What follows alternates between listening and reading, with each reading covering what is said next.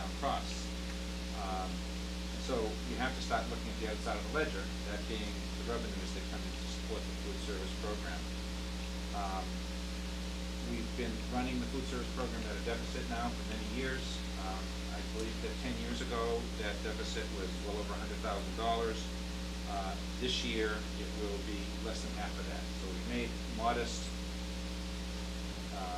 we've had modest results, modest success in trying to reduce the deficit. But the tide is starting to turn. The deficit is starting to go up higher again because of the revenue issues we have. There is some, I guess you'd say, good news here. As we close the fiscal year, '08 fiscal year, at the very end of the year, we did have some returns from some departments. We have to, at the end of each fiscal year, predict what our June costs are going to be for areas in which we don't always get the bills in until July or August. So you have to encumber dollars based on what all the managers are thinking they're going to need. So they have to exercise in figuring what our June labor costs are going to be, our June utility costs, our June professional development costs. And this year, some of the managers overestimated their needs for June. And when the invoices came into us, those are funds that we can use to try to either get a head start on the following year or put toward another program. So we have been successful in doing some pre-purchasing, as we have been in several years past, so that the schools can buy their paper and some of their supplies. We are going to be successful in trying to prepay some special education costs, which is a legal thing to do in Massachusetts. You're allowed to prepay some sped tuition based on some formulas and limits. So I'm working with the director of PPS there. But some of these encumbrances that I spoke of earlier, we became aware of them at a time when the town had closed the fiscal year. So I'm working with the director of the town finance director now to try to apply some of those excess dollars to the food service deficit. That should be an outcome that allows us a little bit to mitigate what I'm recommending here for an increase. One other comment I'd make about our food service program, I brought with me a list of what every city and town in the state appears to be raising school lunch prices this summer. You saw the article in the Globe that Mel noted. I called half dozen places today. You have Minuteman Tech raising their lunch to $3 1/4. These are all high school prices. Belmont $3 1/4. North Shore Vocational $3. Lexington $3.50 or $4.50 if you buy a premium school lunch. Leave it, Lexington. Lincoln Sudbury $2.75. Newton $3.50. Saugus $3. So the range is in that $3 range for high school food services. We also have not been subsidizing the school lunch program, as we really should have been doing the last several years. That's been a challenging thing for us to do, given the other competition we had for our budget dollar. But because we haven't been subsidizing the food service program, it has shifted a little bit of the onus of supporting the program to students. So in the FY09 budget, we do have a $10,000 number in there to help subsidize that deficit. And I think that is kind of, if you will, considered almost a partnership between the budget and the user. And that is a common way of handling school lunch across the state, across the country. So, enough said. My recommendation to the committee is as follows: to increase the kindergarten through grade 5 school lunch from $2 1/4 per meal to $2.50 per meal. I'm also recommending we raise the middle school lunch price from $2.50 a meal to $2.75 a meal, another 25 cents. I'm also recommending that we increase the high school lunch from $2.75 a meal to $3 a meal.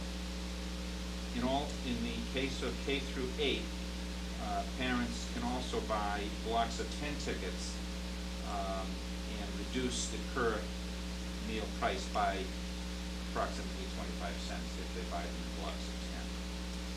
I'm also recommending we increase the adult meal from $3 to $4 a meal, and that milk goes from 50 cents to 60 cents. Milk used to be 3 cents, Cal. Last bottle. At the Bernard And Golden last School. bottle too. At the Bernard Golden School. Yeah, I think we're not going to school, I'm talking too.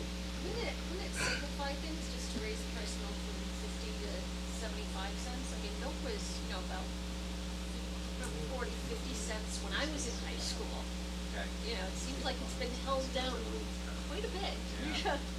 Well, we could, schools are given extraordinary discounts on milk. So the cost of milk is much less than it is to a consumer.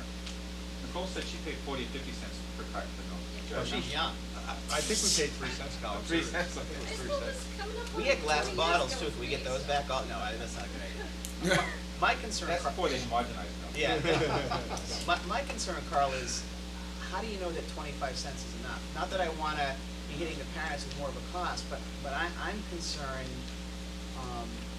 that it's not enough. And I guess the other question I have, and you may not have enough information on this, and it's not something that sounded appetizing to me, but I understand reading that Globe article that I think in the town of Chelmsford, they have contracted out with some pre-packaged lunch company, which does not sound appetizing to me, where I think they're gonna ship the lunches to the school Well, every they're doing day. airline meals.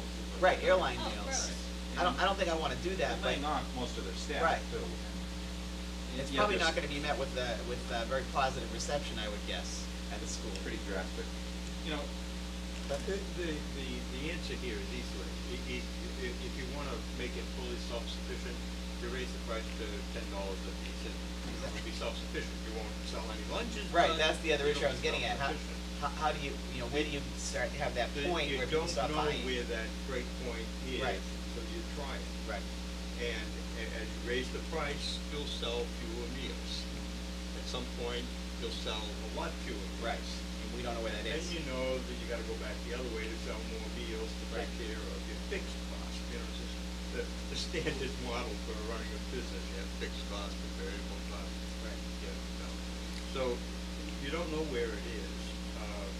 I think that, it's responsible to raise it some and attempt to pay some of the bills. Because it apparently has a negative effect on the town's finances overall. I have the We don't. deficit, right. So,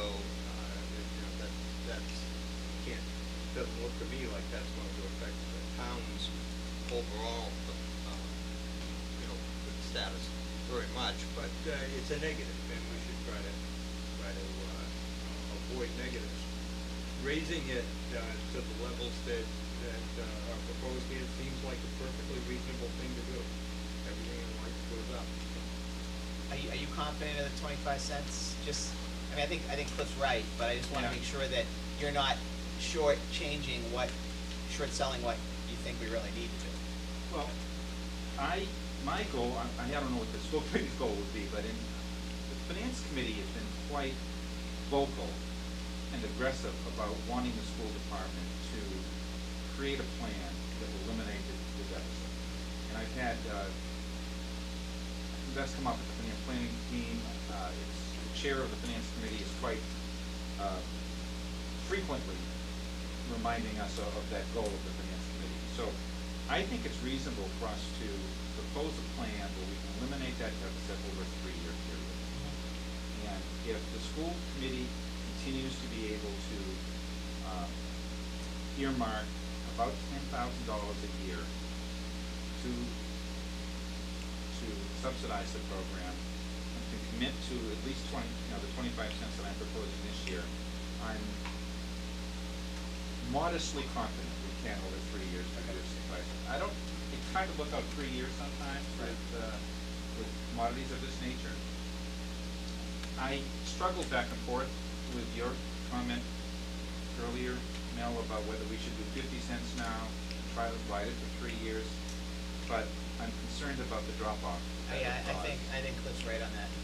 There's a suggestion here that we raise it as this shows, and if we find that we are still not touching the number, then in next year's budget, Right. we put in a subsidy Yep.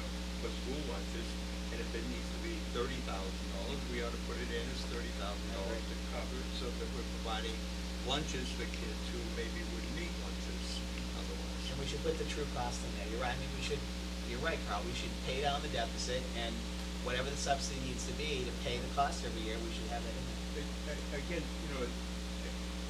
$10,000 for subsidy for school lunches every $10,000 counts, and I'm not saying it doesn't, but that's small money. And we should be thinking not so much on small money, but big money. And we owe that to the taxpayers. And we owe lunches to the kids. As I said, at the end of, I still don't have a number I can provide you, but I think at the end of FY08, there is gonna be able to be a transfer made into that account. To pay down the To deficit. pay down, because at that stage, it became apparent to us, given the returns from some other departments, it was too late to buy more paper at that point. Right. So, instead of having it revert, we're trying to direct it in this direction. We'll be able to see how this is going, whether Right. we're selling more lunches or fewer lunches, and how the finances are going, before we need to put in a budget for Next year. next year. And Carl, one other point, and just that you might wanna make, because I'm not clear on how it translates, but we don't get a whole lot of federal government subsidy in this town. So, you see other cities and towns, they get a lot of federal government subsidy based on, low to moderate income Yes. students, and that helps keep the cost of lunches down, correct? That is the single biggest factor in the problems that so-called middle-class towns have. We get little or no federal subsidy, so the costs of the program are borne solely on the students in the district. Any further questions? No, except that I would just recommend raising the milk price up to 75, just because it's gonna be faster to make change, for one thing, and the students only get, in middle school, they only get 20 minutes to eat, to get through that line and get something to eat. Plus, it may help offset some of the other costs. I don't think that's such a big hike that it's gonna, drop the number of people buying milk that The much. change issue on its own is gonna be, 60 cents, that's a lot of dimes. Right, Or a dime and a nickel, or, right. How many months do we sell? I don't know, probably. Yeah, that's what we were just talking about. If we raise the milk price too high, you may have no one buying milk and going to other products. And as Carl said, that these numbers are really a recommendation from Chartwell's as they try to think about their pricing structure and how that will come to bear. I understand the change issue. Yeah. But I'm concerned about getting it too high, and we've seen with milk, there's not just the standard milk, but there's the low-fat chocolate, the low-fat flavored milk, and those are big draws, actually. So you're getting a value added with, from a nutrition standpoint, and I hate to, see that go. Because that is a 50% increase, That's true, although it's a 50% increase from very low. Right. To start with, if you're buying, your juice boxes are about 50 cents a piece anyway, at least, But Carl says we depending get, on what you buy. the one thing, we get a pretty good discount on milk, correct? Well, this whole